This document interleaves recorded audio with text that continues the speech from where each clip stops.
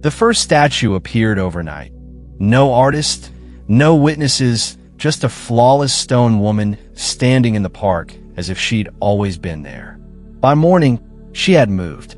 By noon, people began vanishing. And by nightfall, sculptor Jared Cole realized the terrifying truth. He'd dreamed her into existence. As the statues multiply and the missing return wrong, Jared and Detective Rebecca Shaw must unravel a nightmare carved from his mind before the next statue wears their faces. Please wait. Before we start, tap that card in the top right corner and smash that subscribe button right now. Hit the notification bell so you're first in line when new stories land. Also, you can check the Alien Paradox playlist for more exciting stories. There's a question hidden in the pinned comment below. Crack the code by watching the complete story and answer the question. Alright, let's dive into the story.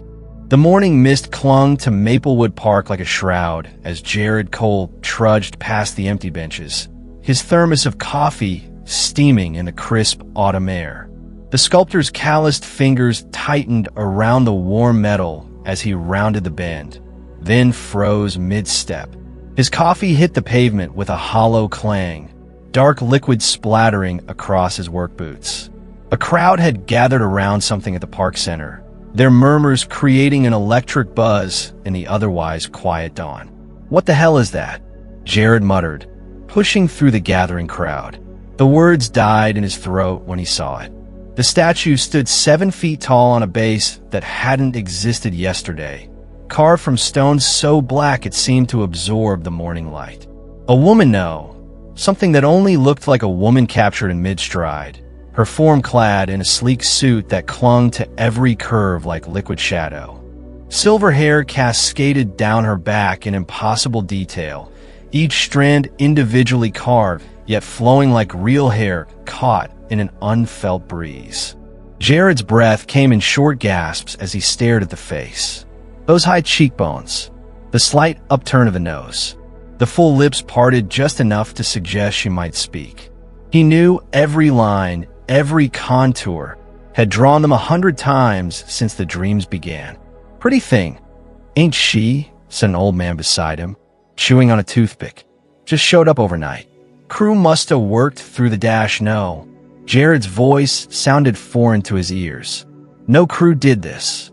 He reached out with trembling fingers, stopping just inches from the statue's cheek. The stone looked warm, alive, his reflection distorted in the polished surface of its eyes, which seemed to track his movement. "Mommy, she's cold."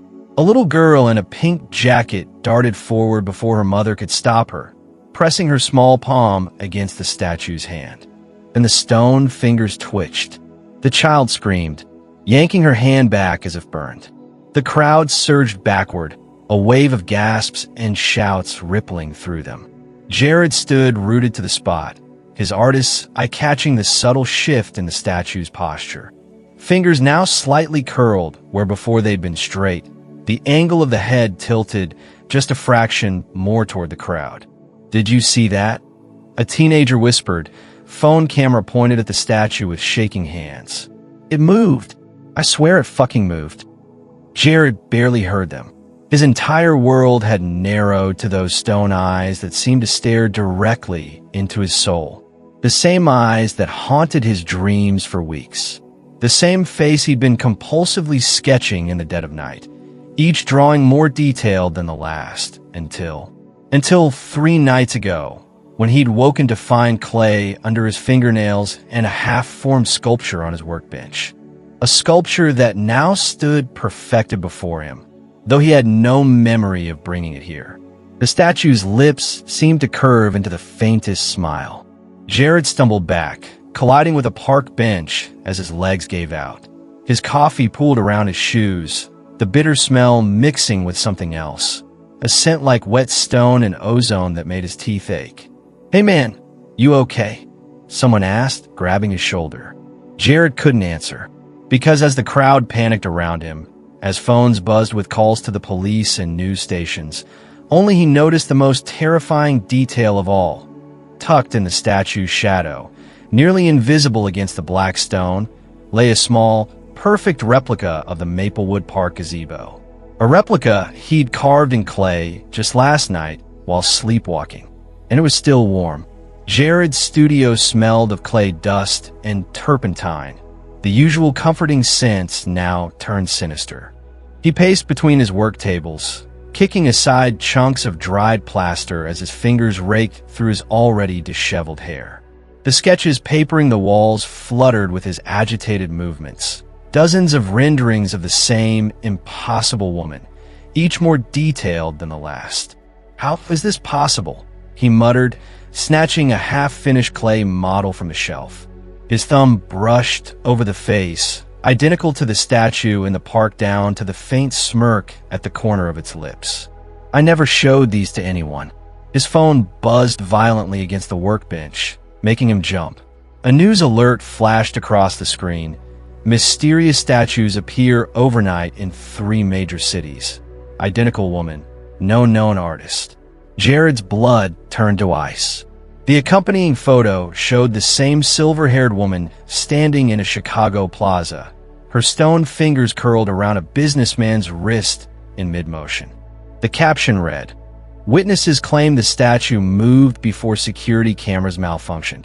A sharp knock at the studio door nearly made him drop his phone. Jared Cole, a woman's voice, firm and no-nonsense. He yanked open the door to find a detective standing on his doorstep, mid-30s, sharp green eyes scanning his disheveled appearance with professional detachment. Her badge gleamed under the porch light. "Detective Rebecca Shaw, you're telling me this isn't yours?" She held up a tablet displaying the Maplewood Park statue, zoomed in on its eerily perfect features. Jared's laugh came out strained. "I wish it was. That level of detail, the flow of the hair, it's like someone." He trailed off, gaze darting to his clay model. Rebecca's pen froze mid-note. "Like someone what, Mr. Cole?" "Like they took her straight from my head." The words tumbled out before he could stop them. The detective's eyebrow arched. She stepped past him into the studio, her sharp eyes cataloging the sketches, the half-formed sculptures, the obsessive repetition of one singular face. Her finger tapped a newspaper clipping pinned to the wall. Yesterday's report of the first disappearance near the park. "Convenient timing," she murmured.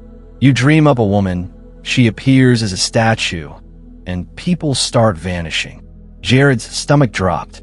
"You think I had something to do with this?"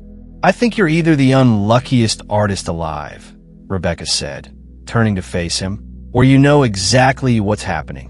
She pulled a small evidence bag from her pocket. Inside, a crude stone figurine of the silver-haired woman. "Found this in the pocket of our first missing person." "Recognize the style?" The studio lights flickered violently. Outside, a sound like grinding stone echoed down the alley. Rebecca's hand went to her hip. "What was that?" Jared didn't answer. His attention was locked on the clay model in his hands, its surface now pulsing faintly warm, as if alive. The detective's radio crackled to life with frantic dispatch calls. "All units respond to Maplewood Park. Multiple reports of the statue. Moving." Static swallowed the rest. The lights died completely. In the sudden darkness, Jared's unfinished sculptures began to twist on their shelves, their clay faces stretching into silent screams. Rebecca's flashlight beam cut through the black, illuminating the terror on Jared's face. "You need to tell me everything," she demanded, voice low and urgent. "Starting with how you know this woman." Jared opened his mouth, but the words caught in his throat as his clay model's head turned toward the detective with a wet, cracking sound. Because the truth was simple. He didn't know her. She knew him. The precinct's fluorescent lights buzzed like angry hornets as Rebecca slapped another case file onto the growing pile. 5 disappearances. 5 identical stone figurines were left at the scenes, all within a mile radius of that damned statue. Luis, her partner, leaned against the desk with a steaming cup of coffee that smelled suspiciously like bourbon. "You look like hell, Shaw. When's the last time you slept?" Rebecca rubbed her temples. "About the same time people stopped turning into human statues." She flipped open the newest file, a security guard from the museum. This one's different. He vanished inside the building. Near their new exhibit, Luis whistled low. Let me guess, another silver-haired ice queen. Bingo. Rebecca pulled up the security footage on her computer. The grainy image showed the guard approaching the museum's newest acquisition, a black stone statue with eerily familiar features. Watch closely. The footage glitched. For 3 heartbeats, the screen filled with static. When it cleared, the guard was gone. The statue now stood with its arm extended, fingers curled as if it had just released something. Or someone. Luis crossed himself. Holy mother of, they're moving when we're not looking, Rebecca whispered. Her phone buzzed with a text from Jared. Found something. Studio. Now.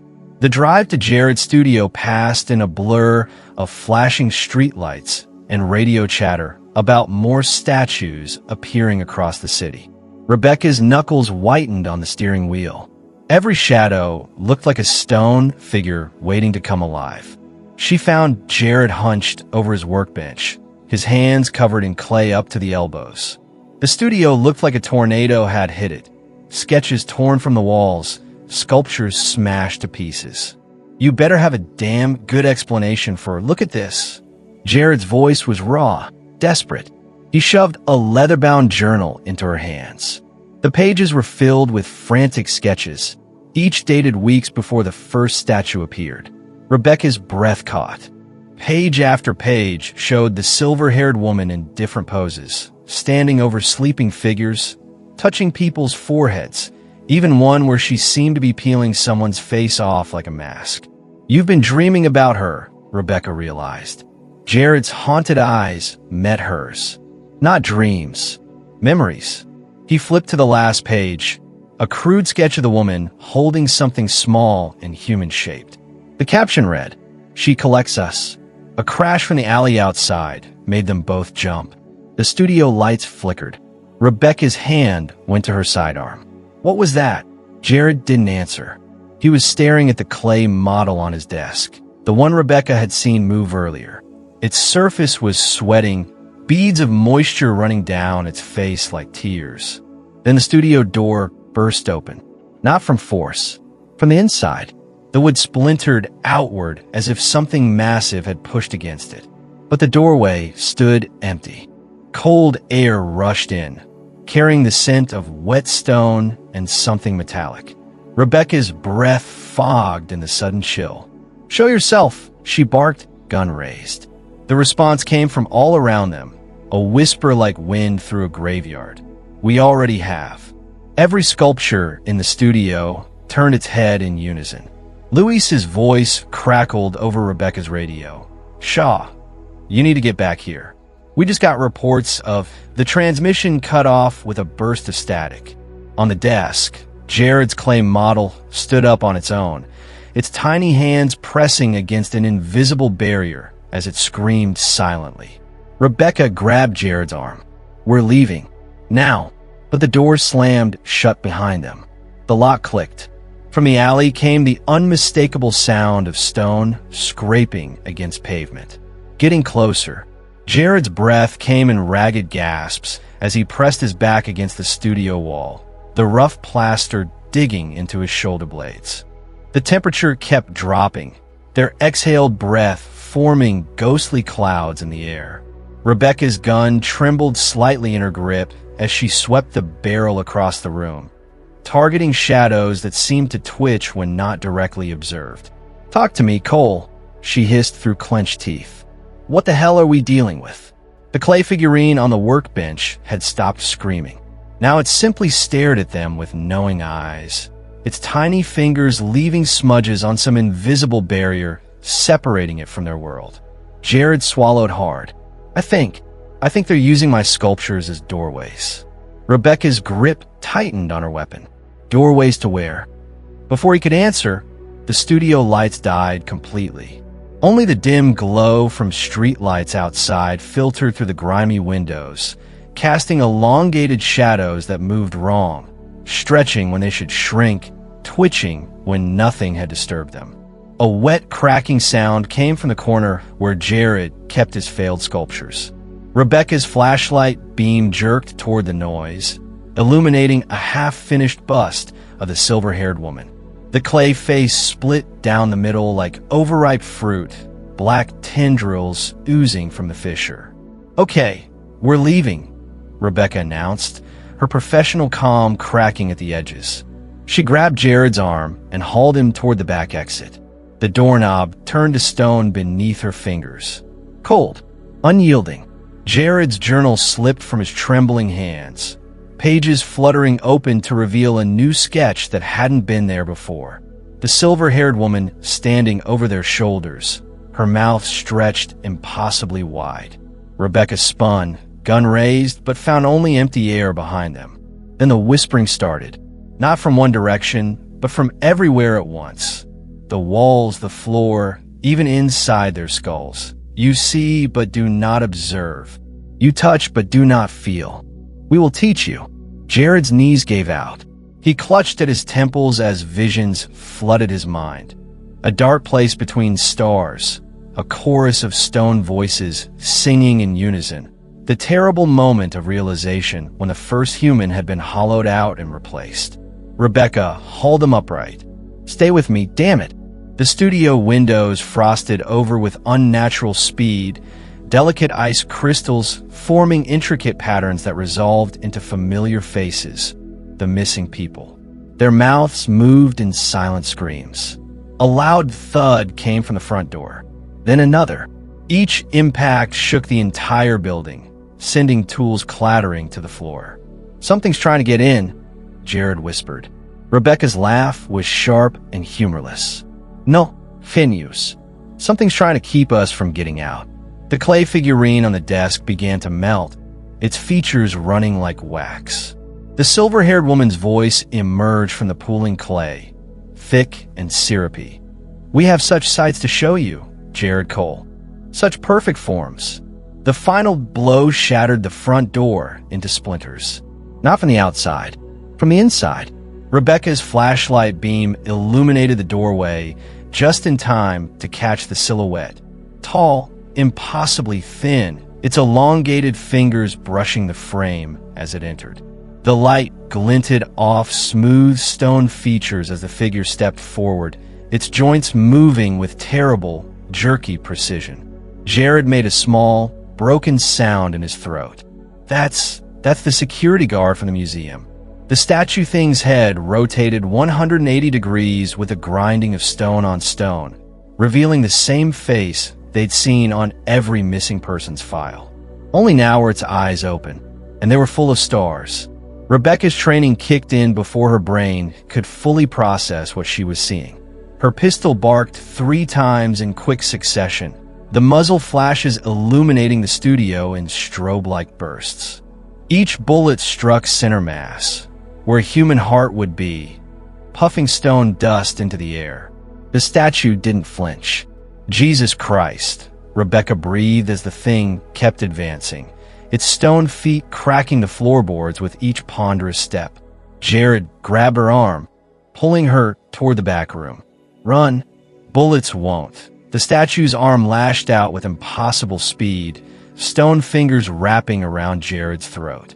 He gagged as it lifted him effortlessly, his feet kicking inches above the ground. His skin where the statue touched him began turning gray, the discoloration spreading like spilled ink. Rebecca didn't hesitate. She emptied the rest of her magazine into the thing's face at point-blank range. The statue's head snapped back, stone chips flying, but its grip didn't loosen. Jared's choking sounds grew weaker, his thrashing more sluggish. The grayness had reached his jawline now, creeping upward. Then Rebecca saw it. The tiny clay figurine on the desk, still partially melted. An idea struck her like lightning. She grabbed Jared's discarded chisel from the floor and lunged at the workbench. The statue's head swiveled to follow her, its hollow eyes flaring with something like alarm. "No!" The voice came from all around them, the walls themselves seeming to scream. Rebecca brought the chisel down hard on the clay figure. The moment steel touched clay, The statue holding Jared convulsed violently. Its stone fingers loosened just enough for Jared to wrench free, collapsing to the floor and clutching his throat where angry red marks were already forming bruises. The statue staggered back, cracks spiderwebbing across its surface. From the fractures leaked not blood, but that same black ooze they'd seen from the melting bust. "Keep going," Jared croaked, his voice raw. Rebecca hacked at the figurine with desperate strength. With each blow, the statue deteriorated further, its left arm crumbling away entirely, its legs buckling under its weight. The studio walls began to bleed, thick, tar-like droplets oozing from between the plaster cracks. The whispering voices rose to a deafening shriek. "You cannot stop the becoming. The forms must be perfected." Jared scrambled to his feet, grabbing Rebecca's arm. "The back door, try it now." The doorknob turned easily in her grip this time. They stumbled into the alley just as the studio's windows exploded outward in a shower of glass and stone fragments. Cold night air hit their faces like a slap. Rebecca gulped it down, her hands shaking as she reloaded her pistol. Jared leaned against the alley wall, his breathing ragged. "That thing, it was showing me things while it had me," he gasped. "Memories that aren't mine. There are more of them, hundreds maybe, and they're learning." Rebecca's radio crackled to life with Luis's frantic voice. "Shaw, you need to get to the precinct now. The statue's downtown. They're all." A sound like shattering granite cut him off, followed by a scream that made Rebecca's blood turn to ice. It wasn't Luis's voice anymore. It was something mimicking Luis badly, its words slurred as if spoken through a mouthful of gravel. "Come see the exhibition, Rebecca Shaw." Jared's face went deathly pale. "They're not just replacing people now. They're getting better at pretending to be them." From the direction of Main Street came a sound that made the pavement tremble, the synchronized footsteps of dozens of stone figures moving in unison. Rebecca grabbed Jared's hand and ran toward her car. "We need to find where they're taking people. The real people." Jared's grip tightened around hers. "I think I know. In those visions, I kept seeing someplace dark, someplace old." He met her eyes. The abandoned subway tunnels beneath the art museum. As they peeled out of the alley, neither noticed the small stone figurine that had fallen from Jared's pocket during the struggle, nor how its tiny fingers twitched as it began crawling after them. The service elevator groaned as it descended into the abandoned subway tunnels, its rusted cables screeching in protest. Rebecca kept one hand on her pistol, the other gripping the emergency stop lever. The single bulb overhead flickered, casting their faces in sickly yellow light. Jared wiped sweat from his brow, leaving a streak of dirt across his forehead. "You sure this is the only way down?" Rebecca's jaw tightened. "After what we saw up there, you really want to take the main entrance?" The memory of the museum's steps crowded with motionless statues, each one turned expectantly toward the doors, made Jared shudder. The way their stone eyes had tracked the car as they drove past. The elevator jerked to a halt with a final, dying clang. The gate opened on a darkness so complete it felt solid. Rebecca's flashlight beam cut through the black, revealing cracked tiles and decades-old graffiti. The air smelled of wet earth and something sharper, like ozone after a lightning strike. "Stay close," she whispered, stepping out. Their footsteps echoed unnaturally loud as they moved through the tunnels. The beam of light caught strange markings on the walls. Not graffiti, but precise carvings of the silver-haired woman in various poses, each more disturbing than the last. In one, she cradled a human figure like a mother with a child. In another, her hands were buried wrist-deep in someone's chest. Jared's breath hitched. These weren't here before. I used to explore these tunnels as a kid. A sound cut him off, a wet, cracking noise from up ahead, like a stone being split apart from the inside. Rebecca's grip on her gun tightened.